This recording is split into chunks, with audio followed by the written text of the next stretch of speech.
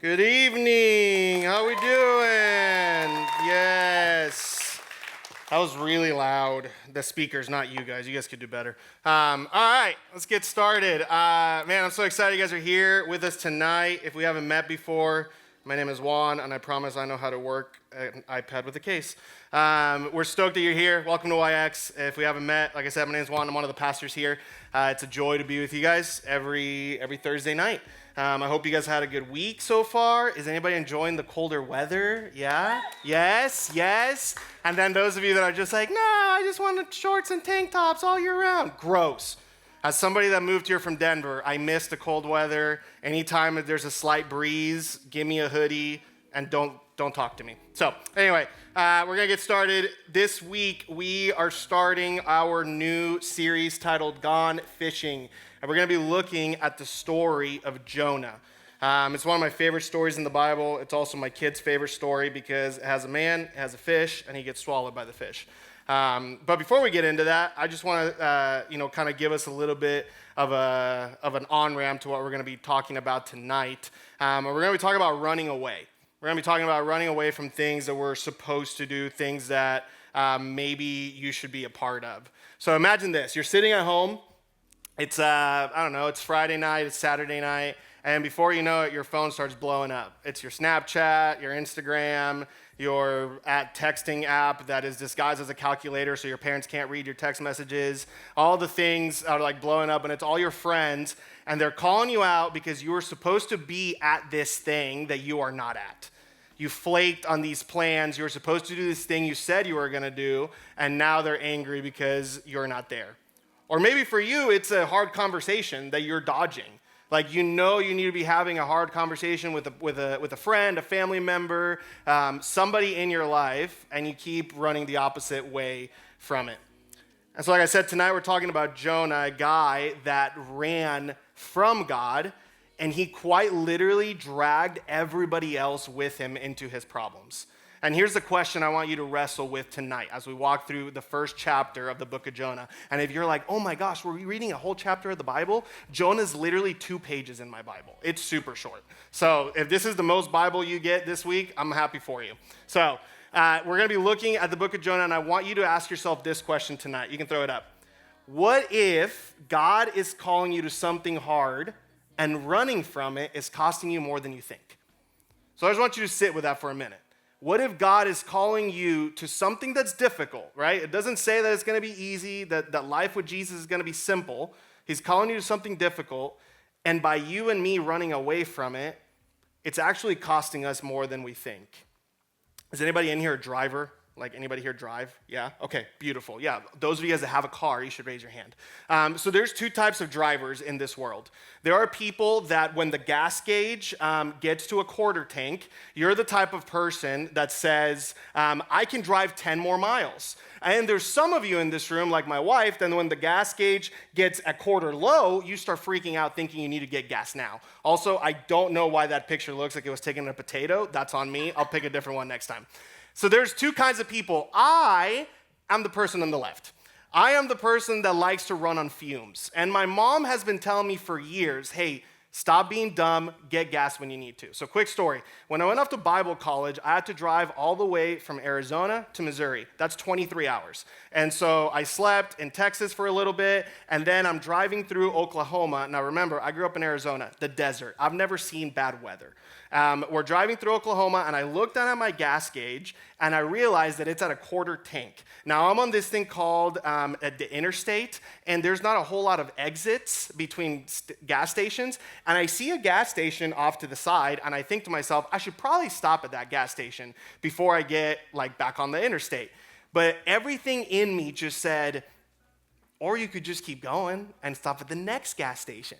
And just as I start thinking about pulling over at that gas station, I'm like, nah, you know what? I'm going to keep driving. And so I keep driving, and as soon as I pass that exit, I am not joking, I turn the corner into the interstate, and the sky is pitch black. and my windshield starts freezing over because an ice storm was like rolling through the plains in Oklahoma. Now, again, I have never seen an ice storm in my entire life. And so now I can't see 2 feet in front of my car. I'm going 70 miles an hour down the interstate. There's ice everywhere. I've never driven in that before. And I look at my gas gauge, and this sucker's just dropping. And so in my head, I'm like, I have to pull over to find a gas station. So I take out my phone, I look for a gas station. The closest gas station isn't for miles the opposite way. So I pull over on the side of the road, and I see like a cutout in the median of the highway. And I'm like, ooh, I can just go in there, do a U-turn, and then go back to the gas station I passed. But there's a sign, and it says emergency vehicle use only. And so I do what any person would do. I take my phone out, and I call 911. And when 911 answers, the operator's like, yes, what's your emergency? And I tell her, well, it's not actually an emergency. I just need to ask for permission for something. And she says, what are you asking? And I said, can I use this emergency vehicle turnaround because I'm going to run out of gas if I don't? And she said, no, sir, that's just for emergency vehicles. I say, thank you. I hang up the phone. And then I have options. I have 2 options. My options are I can either stay on the side of the road and follow what the 911 lady said, or I can be a criminal and use the U-turn lane that said emergency vehicle only. Now, since I'm your pastor, I'm going to tell you that I sat patiently on the side of the road until a nice man came by with a canister of gas for me to get all the way to college. I didn't say, you shouldn't be throwing stones, Michael. But I had this feeling in the pit of my stomach the entire time that I probably shouldn't be going in that way. I had this feeling in the pit of my stomach that I should be stopping for gas, but I decided to go the opposite way of what I knew I should have been doing. Now, here's the thing. Every single one of us have ran from something at some point. Every single one of you have ran away from a responsibility or a calling. I've done it more times than I can count. I ran from a warning and created a bigger issue, and Jonah does the same thing. So we're going to be in Jonah chapter 1 today. So if you have your Bibles, that's in the Old Testament, towards the end of the Old Testament. Jonah chapter 1. So we'll start on verses 2 and 3. So God wakes up Jonah, and he tells him this. It says, arise, go to Nineveh, that great city, and call out against it, for their evil has come up before me. But Jonah... God says, go to this city, and here's what Jonah does. Jonah rose to flee to Tarshish from the presence of the Lord. He went down to Joppa and found a ship going to Tarshish, so he paid the fare and went down to it to go with them to Tarshish, away from the presence of the Lord. So here's what you need to know about the city of Nineveh. The city of Nineveh was full of like the worst of the worst. Like think sinful, think people that like hate God. These were people that hated God, hated Jonah, hated his people. They did all kinds of things that they shouldn't have been doing. They lied, they cheat, they had baby sacrifices. There was all kinds of terrible things happening in this city, and nobody wanted to be part of that. But that's the city that God tells Jonah, go and tell them that if they don't stop what they're doing, I am going to destroy that city. So God is essentially giving the people of this city one more chance. And he's telling Jonah, go tell him to turn back.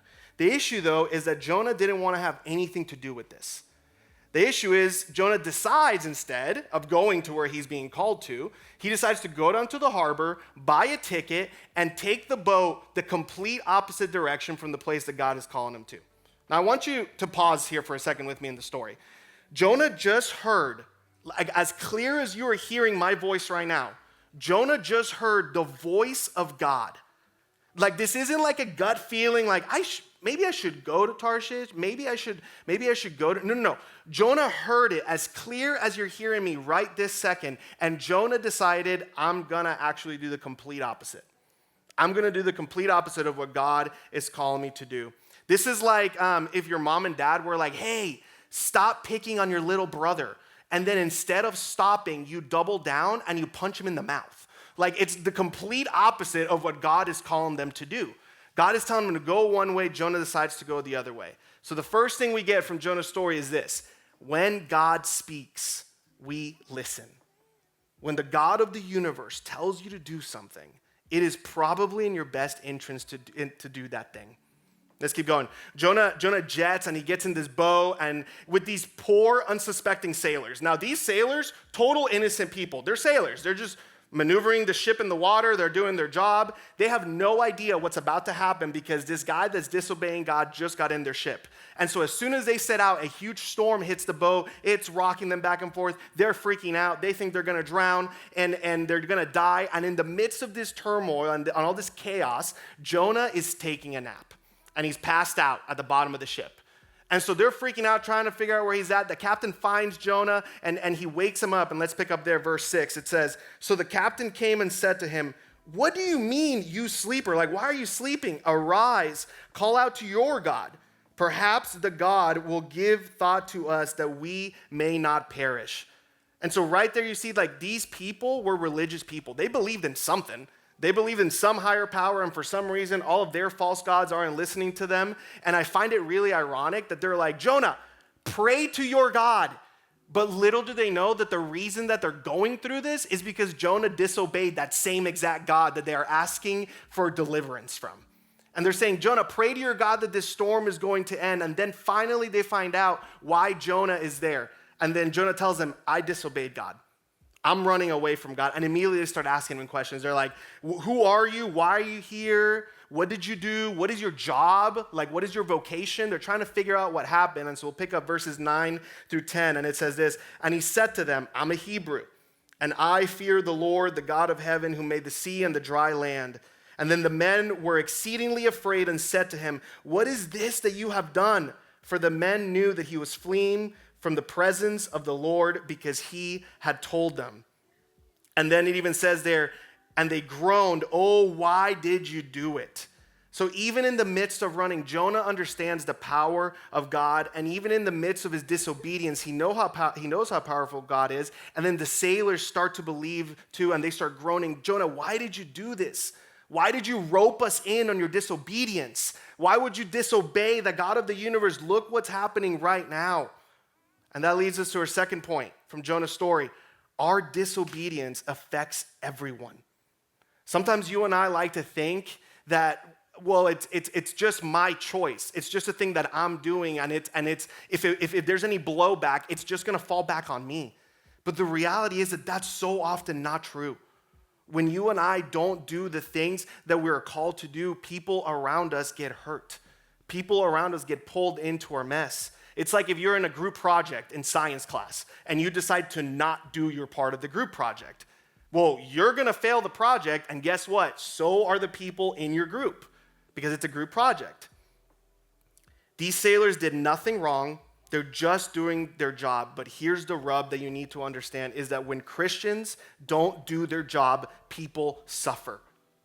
When people that call God, God, when people that believe in God and that say that they're all about him, when you and I don't do our job, the people around us suffer the consequences of my disobedience. Why? Well, it's because God designed you and he designed me to run into the fight, not away from it. God didn't design you to be weak. God didn't design you to be scared. God designed you to run into the fire, not away from it.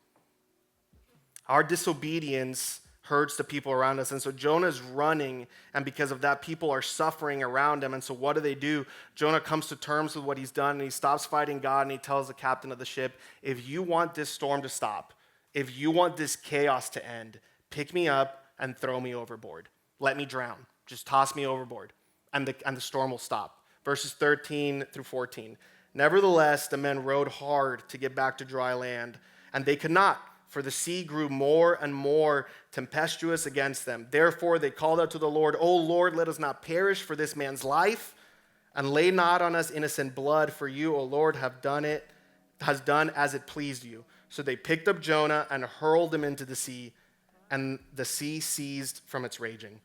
So the sailors try even harder to row out of the storm, and they can't, but they're so afraid of the storm, and they're so afraid of God that caused the storm, that they're even afraid of throwing overboard the servant of God that is living in disobedience. And they finally agree, and they throw him over, and they beg to God. They say, "God, please do not punish us for throwing Jonah overboard." Now remember, 5 verses ago, these dudes didn't know God. These dudes were praying to the God of the sea, the God of the ocean, the God of the fish, the God of the rain, the God of the whatever.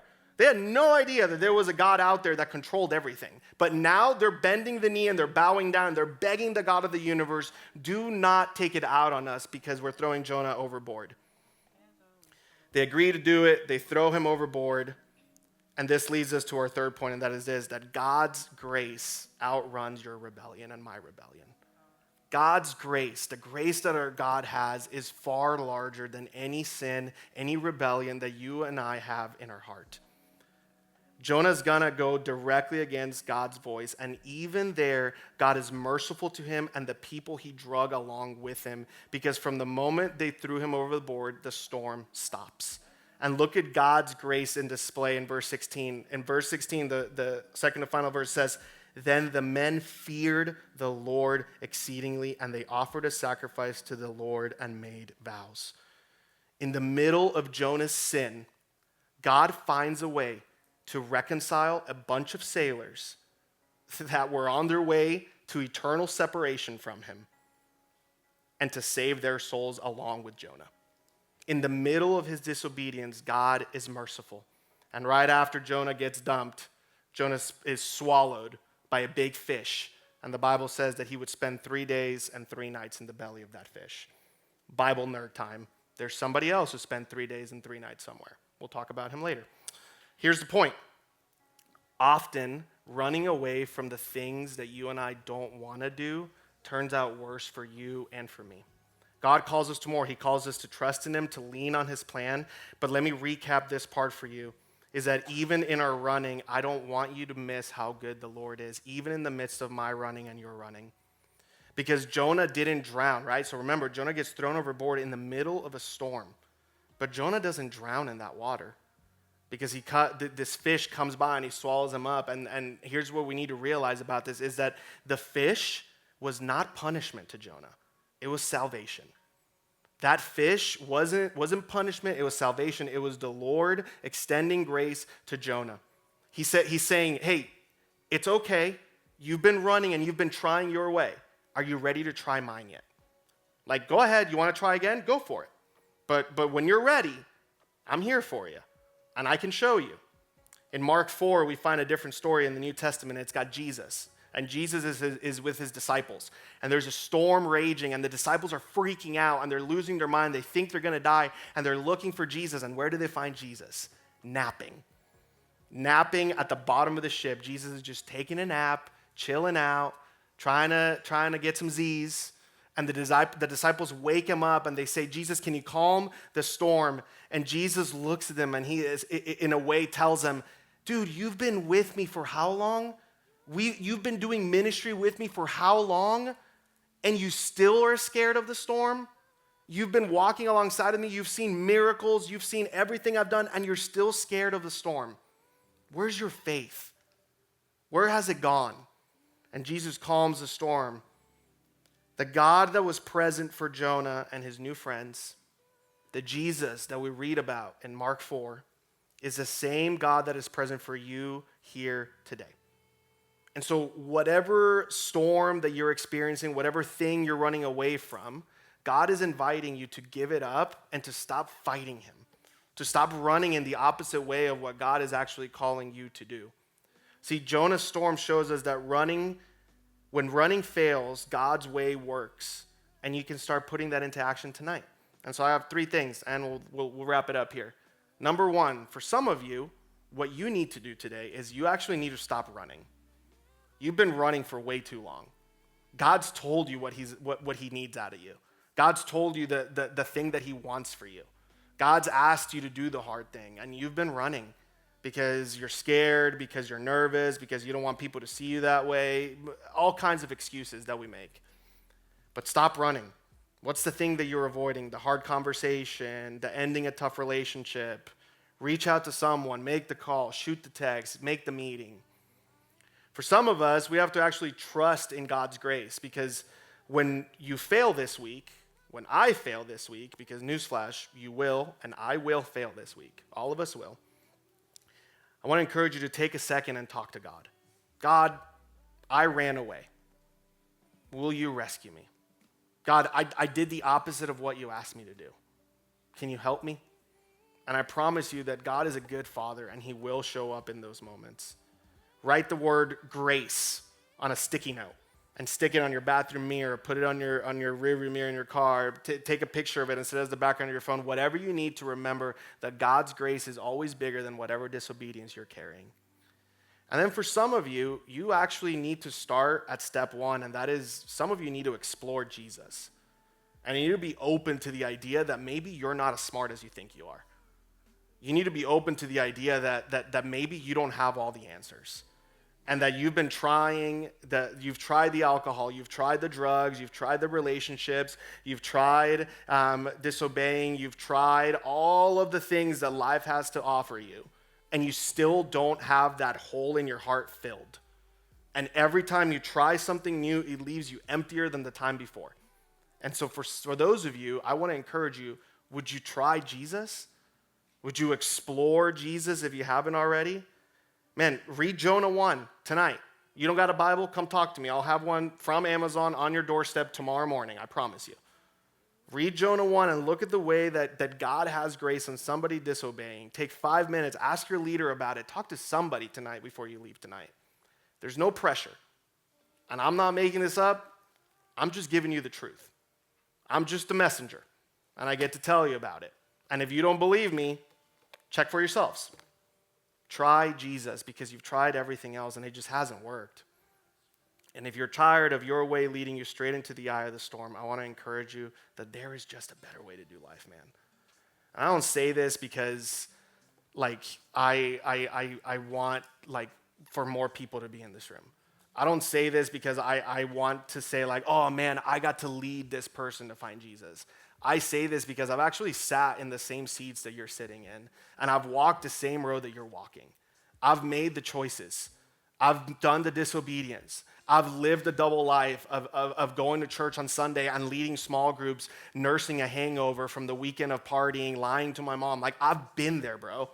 And can I just be honest with you? It just doesn't work. It's fun for a little bit, but then it leaves you empty, and it leaves you alone. And it leaves you in a place where you don't even recognize yourselves. There is a better way to do life. And there is grace upon grace upon grace for you. Not a single one of you in this room is too far gone. I promise you. Because if you want to go tit for tat and you want to go sin for sin, I promise you my list will look 1,000 times longer than yours. And God still did something with my life. And he can do something amazing with yours. Try Jesus and stop running. Let me pray for you, and then you can go to small groups. God, I thank you for these students. And Father, I pray over us tonight, Lord. I ask that, God, that somebody here tonight would make a choice for you, Lord. Whether that's to take one step closer to you, Lord, to ask the first question, who is Jesus? What does it mean for my life, Lord? That somebody here would open the door to maybe doing life not alone anymore. That they would find community, they would find somebody here that loves them and cares for them and that wants them around. And God, for some of us that we know the thing we need to do, we know the hard thing that you're calling us to, we know it's true, and we keep putting it in the back burner. God, would you call us to more? Would you convict us to actually do the thing that you're asking us to do, just like you did with Jonah? And Lord, when we fail and when we run, would you remind us of your grace that is everlasting and it doesn't run out? Lord, you're so good, and I thank you for Jesus, and I pray that every day of our lives, Father, you remind us of who we are and whose we are. And I pray this all in Jesus' name, amen. All right.